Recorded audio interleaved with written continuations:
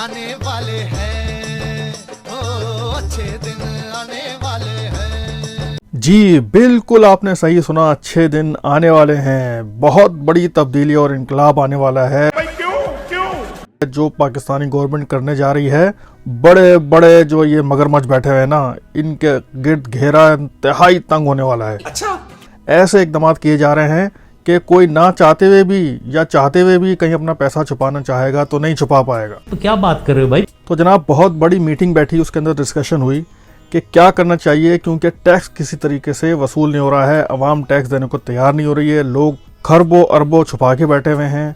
इसको कैसे बाहर लेके आया जाए। अब आप अंदाजा करें, जब इमरान खान की हुकूमत आई थी तो सिर्फ 6 लाख लोग टैक्स देते थे मुल्क में।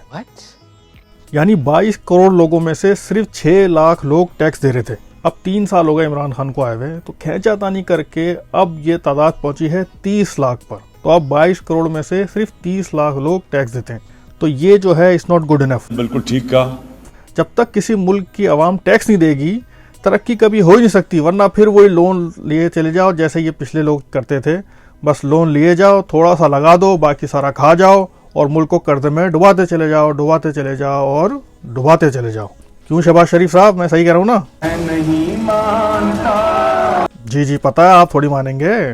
तो जब हुक्मरान ही टैक्स चोर हों तो अवाम कैसे टैक्स देगी? और यही अवाम है जो कि सबसे ज्यादा चैरिटी करती है दुनिया में, मगर टैक्स देने को तैयार नहीं है। क्योंकि लीडर जो हमारे थे उन्होंने सिखाया ही नहीं कि टैक्स देने के क्या फवायद होते हैं मुल्क के लिए। अब आप अंदाजा करें कि जितना भी मुल्क में टैक्स जमा होता है उसका 70% टैक्स जो है वो सिर्फ कराची से जनरेट होता है। सिर्फ 30% पूरा पाकिस्तान देता है, बाकी सब कराची देता है।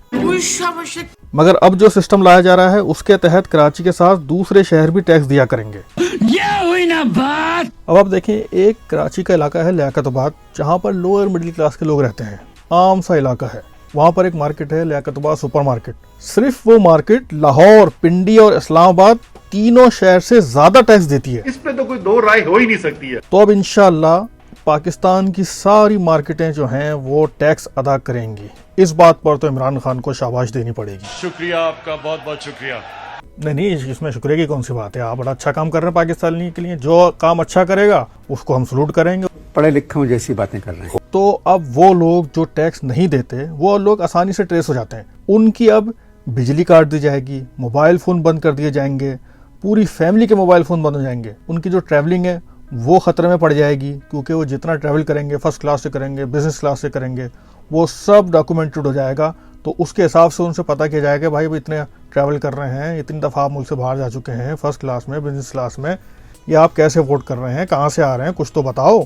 तो इसके अलावा उनकी गाड़ियों की रजिस्ट्रेशन कैंसिल हो जाएगी, गैस के कनेक्शन काट दिए जाएंगे, उनके घरों के, उनकी फैक्ट्रीज के जो कि टैक्स नहीं दे रहे। क्योंकि अब ये वाहिद तरीका रह गया है कि हर मुल्क, यूरोप और अमेरिका में देख लेना, आप टैक्स जमा होगा तो मुल्क चलता है, और इसलिए वो तरक्की भी कर रहे हैं और कामयाब भी हैं। मगर हम जो है यहाँ पर टैक्स देने को तैयार नहीं है, बल्कि बेचारी आवाम क्या टैक्स देगी, क्योंकि गवर्नमेंट भी टैक्स लेना नहीं चाहती थी। क्योंकि टैक्स हमेशा लिया जाता है, दिया नहीं जाता। आप यूरोप और अमेरिका में जाएंगे तो वहाँ पर टैक्स लिया जाता है। कोई पब्लिक जो है ना, सारी पब्लिक एक जैसी होती है, डंडा है तो काम होता है।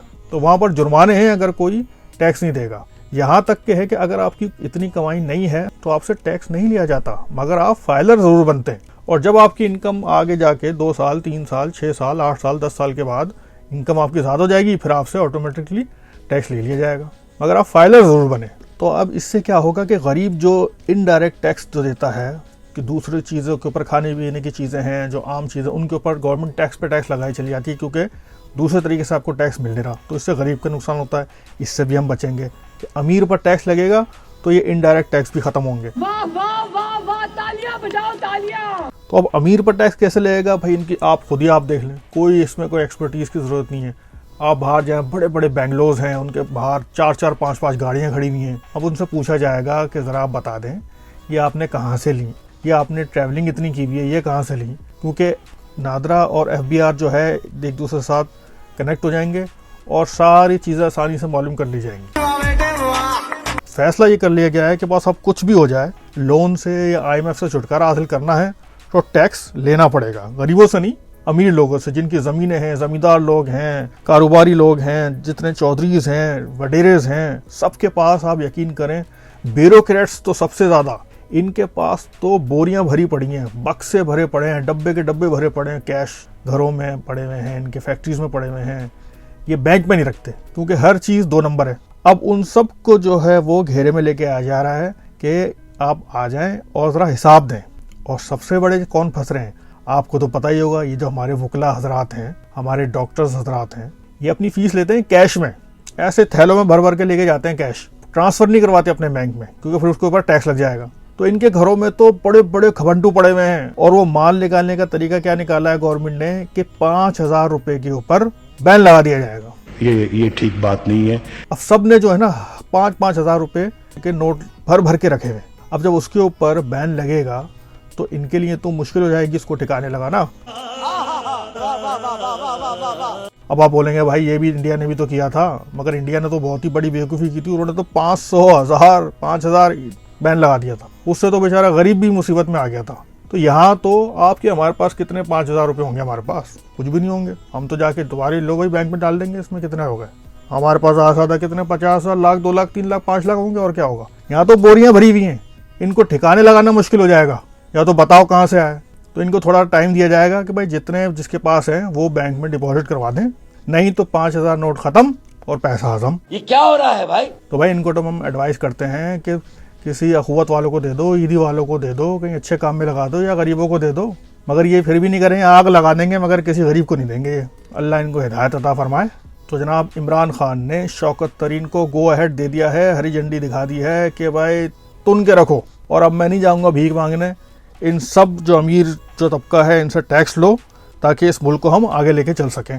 तो अब सबको हिसाब देना पड़ेगा कि ये घर कहाँ से आया, ये फार्म हाउसेस कहाँ से आए, ये लैंड रोवर्स कहाँ से आई, ये पजीरोस कहाँ से आई, ये 6-6 गाड़ियाँ खड़ी हुई हैं कहाँ से आई, ये बेगमात जो हैं हीरे के जेवरात पहन रही हैं ये कहाँ से आए, ये झुमके कहाँ से आए, कुछ तो बताओ।